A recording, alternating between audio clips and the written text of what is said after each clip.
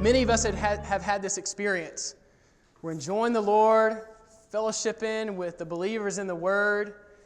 And spontaneously, as Christ is growing in us, He'll put specific names on our heart. And it's those specific names that are actually the names that the interceding Christ is also praying for. And what He's desiring, and the reason He put those names on your heart, is that He just wants you to echo the prayers that Christ is already praying, so that there could be a way for God to operate on this earth, for the will in the heavens to become the will on the earth, so that God could reach these ones and enter into these ones and bring them into a life that contributes to the fulfillment of God's purpose. So I hope you, y'all want to hear a little story? We're getting close to being done. A little story. So I came to UT in 2006. Believe it or not, I walked on the football team.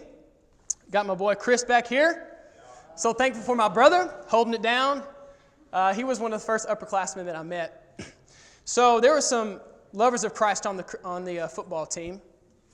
And in spring 2008, Chris Hall, John Gold, who used to be on staff here, and Michael Flath, they came together, and they just, surely it had to be of the Lord. They had a feeling to get together to pray for the salvation of every one of our teammates. How about that? So they came together week 1, and then kind of the word spread, the invitation got passed. Thank the Lord, I got an invitation. I joined that time. And we had a good group eventually that would come together every Thursday night after practice, after dinner, for an hour in the field house, right over here in the south end zone in the players' lounge. We would come together, and for an hour, we would pray for the salvation of every one of our teammates.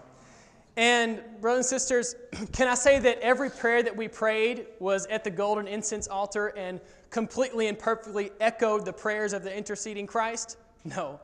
But we were there just learning, and we were there learning by doing, but I do believe that some of our prayers were an echo of the interceding Christ in the heavens, and that because there was an echo on the earth of the interceding Christ in the heavens, the will of God in the heavens was brought and made the will of God on the earth. Amen. And I was just considering, Lord, what was a good manifestation of God's reaction to all that prayer that we had. And we continued until we left the football team in the end of fall 2009. We continued that Thursday night time. What was a manifestation of all that prayer that we did that ascended before God on the throne and that caused Him to react?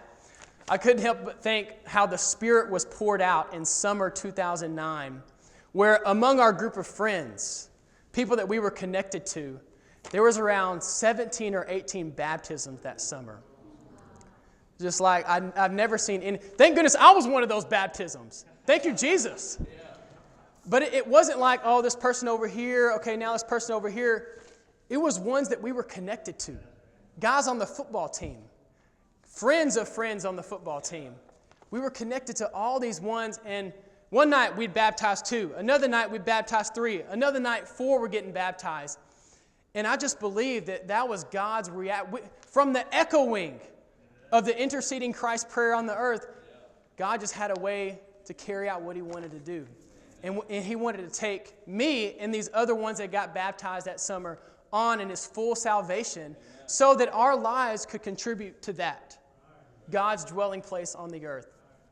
Really wonderful time that I'm so thankful, and I hope you guys can just touch this a little bit in your college years, just like Chris and I touched it in our college years.